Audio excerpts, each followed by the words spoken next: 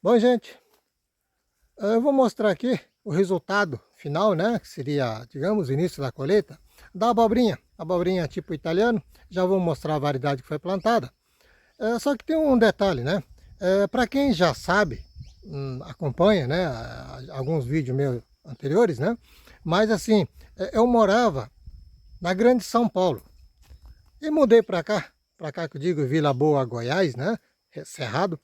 E quando você muda de lugar, as culturas também mudam algum tipo de manejo. Então, nem sempre o que dá bem lá, dá bem aqui, ou se adaptar um produto que dá bem lá, para se dar bem aqui, você tem que descobrir muitas coisas, porque tem interferência do solo, do clima, da temperatura, umidade do ar, uma série de coisas, né? Então, eu vou mostrar aqui e comentar algumas particularidades. A variedade é essa aqui, abobrinha de tronco caserta. Muita gente conhece como abobrinha italiana, né? Ó, bem comum no mercado. Quando a gente fala abobrinha de tronco, pode ser que muita gente não entenda esse detalhe do tronco, né? Tronco porque não é de rama, ela nasce abobrinha no tronco, né? Onde tem o tronco, o crescimento, que as folhas vão desenvolvendo e os frutos. Então, como nasce ali, é chamada abobrinha de tronco. Aquele tá assim já ótimo para ser colhido. Podia colher até menor, fosse o caso. Tem uns pequenos desenvolvendo, ó. Lá, bastante flor, bastante frutos pequenos. Aqui pode ser que muita gente saiba, né? Mas pode ser que tem gente que não saiba também. As flores feminino e masculino, as folhas femininas, elas já vêm junto com a abobrinha, tá vendo? Então tem a flor e já digamos, o pescoço, vamos considerar, ela já vem com formação de abobrinha. E o macho, ele é assim fininho, ó. É um talo fino que solta a flor. Então, esse que tem o talinho e a flor é o macho, esse que já vem com a formação da abobrinha é a fêmea. Para cá também, bastante informação. Essas abobrinhas, o fornecedor da semente fala que em 45 dias seria o início da colheita, né? Aqui no meu caso, ela está indo para 60 dias exatamente hoje, para essa formação do primeiro fruto pronto. Na realidade, acontece assim, não que o fornecedor esteja errado, é porque aqui tem uma particularidade do desenvolvimento da planta que é muito interessante, assim, na verdade acaba sendo prejudicial em certo ponto, depois compensa, né? Aí uma coisa que é prejudicial, mas não é só em abobrinha, em outras culturas também tem acontecido isso. Mas não vou mudar o foco agora, eu só vou falar da abobrinha. Quando a gente planta a semente para germinação, aqui tem um solo bastante argiloso, né? Rapidamente forma uma camada compactada em cima da semente. Então o que eu faço? Como já descobri esse detalhezinho aqui, quando eu cubro a semente, eu planto direto no solo, nesse caso, pode ser feito muda, mas nesse caso eu plantei direto no solo, eu misturo, pego o substrato de desenvolver muda, e misturo mais 50% de esterco de gado curtido, faço meia a meia e deixo a semente aproximadamente 3 centímetros de profundidade. Nesse caso, coloquei 3 sementes por cova, né? Depois optei em deixar 2. E cubro com essa mistura, 50% de esterco de gado curtido com substrato de semente. Então, ela é fofinha, acaba não bloqueando, não cria compactação, pelo menos até a semente eclodir e a planta germinar, né? Aí depois que ela germina, aí começa a batalha. Mesmo no solo direto, sem ter esse detalhe da muda, já fiz por causa disso, ela não consegue desenvolver. Ela vai ficando fraco, desidratado, mesmo no caso eu tenho jogado água, né, irrigado manualmente, né? Nem que seja 3 vezes por dia, na maioria das vezes 2 vezes, mas às vezes não dá tempo, acaba ficando 2 assim meio no sufoco, mas faço 2 irrigações por dia. Ela não aguenta. quando a plantinha está pequena assim, ela vai ficando desidratado, muitos morrem. E o que que é?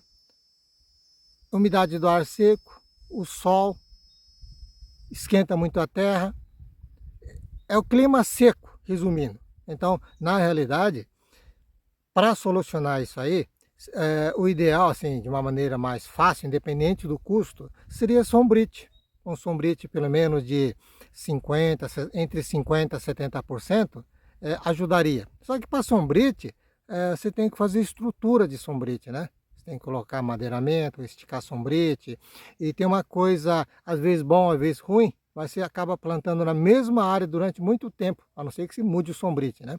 Então não consegue dar um descanso na área muitas vezes, coisa que eu gosto de fazer. Então, uma das soluções seria sombrite.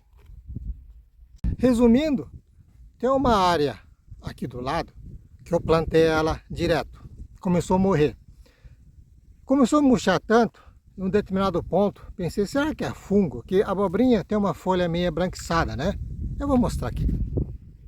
Pode ver que a abobrinha, naturalmente, ela tem uma folha branquiçada. E quando a folha está pequena, esse branquinho, você fica na dúvida se é fungo. Mas fungo tem um lado, né? Agora eu falei do calor, da baixa umidade do ar, essas coisas todas, temperatura seca. Nessas condições, o fungo costuma não proliferar. Você não tem problema de fungo. Nem inseto. Então, muitas vezes, sabe aquele podridão que muita gente reclama?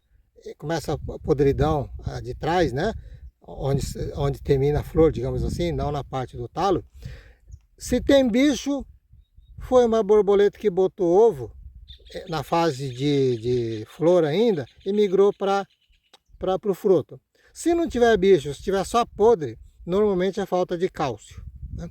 Mas de qualquer forma, nesse período, digamos, mais seco, eu não tenho problema nem de inseto nem de fungo. Só que como eu estava dizendo, aí eu fiquei na dúvida, eu fiz uma aplicação com óleo de nim, que combate fungo justamente.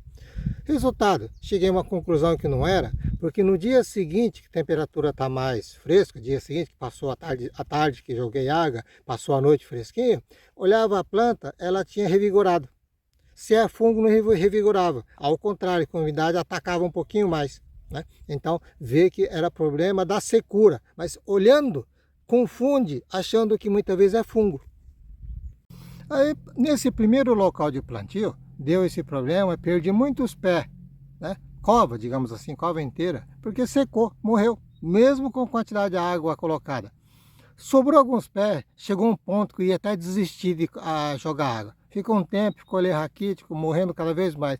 Olha, para falar a verdade, eu tinha umas covas que tinha preparado nessa área que estou mostrando agora, também já vinha com algum problema. O que eu fiz? Como tinha cova disponível e tinha algumas abobrinhas que ainda tinha salvado, eu mudei para cá, são essas que eu estou mostrando. Tem outra que eu vou mostrar em seguida que não desenvolveu muito bem. Então, na verdade, o fato de ela demorar mais para produzir foi por causa disso. Muda dali, muda daqui, sofrendo no início, depois da germinação até atingir um certo tamanho. Agora, tem um detalhe, né? Depois que ela fixa, ganha impulso e começa a desenvolver, não na fase de muda, começa a desenvolver, começa a ter uma certa estrutura, aí desenvolve muito bem. Mas não é só em abobrinha não, em outras culturas também aconteceu a mesma coisa. Tempo de dificuldade na germinação, dificuldade da sair dessa fase inicial, depois ela embala de tal forma que fica assim uma vitalidade, mesmo aqui, não sei se o vídeo dá para ver claramente, ela tá super bonita, tá assim, vigorosa. Mas demorou para atingir. E agora vem com floração muito bonita. Ó. Eu tenho outra moita ali, eu vou mostrar aqui.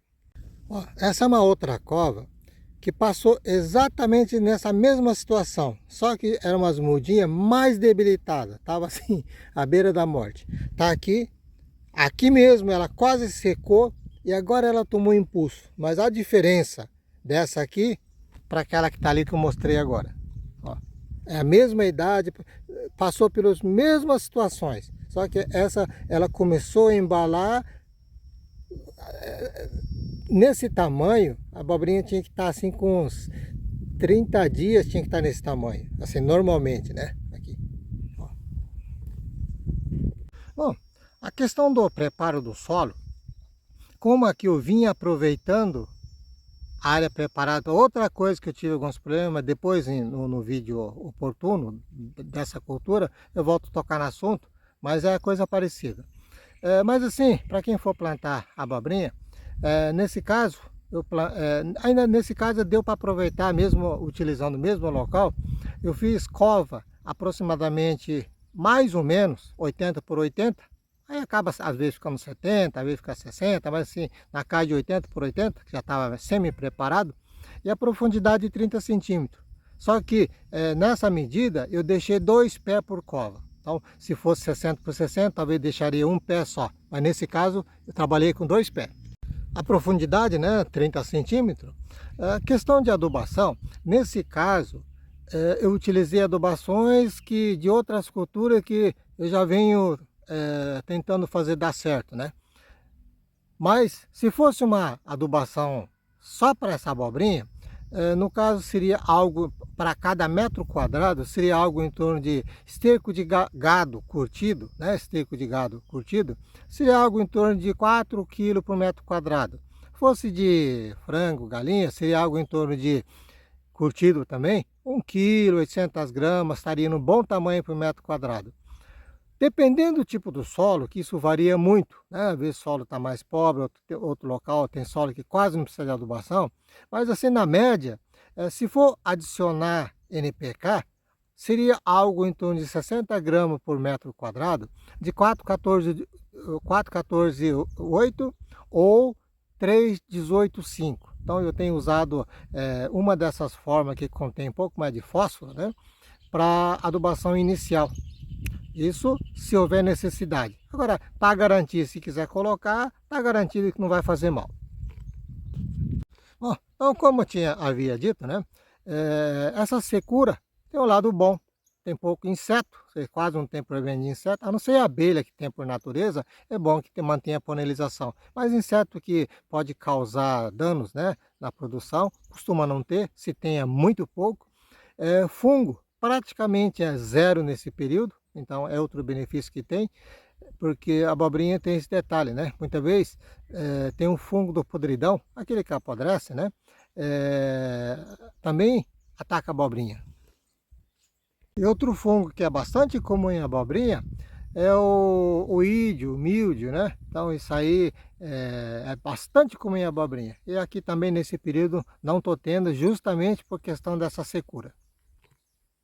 Agora uma coisa, né?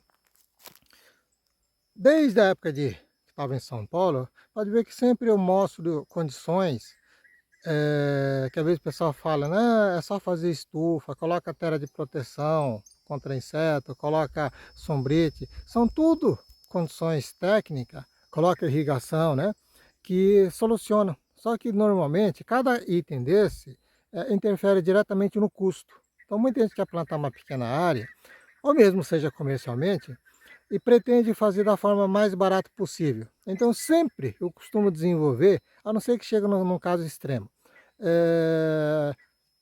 sistema, método, as soluções que vou descobrindo, sem ter essa necessidade de implantar algo a mais nesse sentido. Porque se faz, obviamente resolve, mas tem um custo de implantação.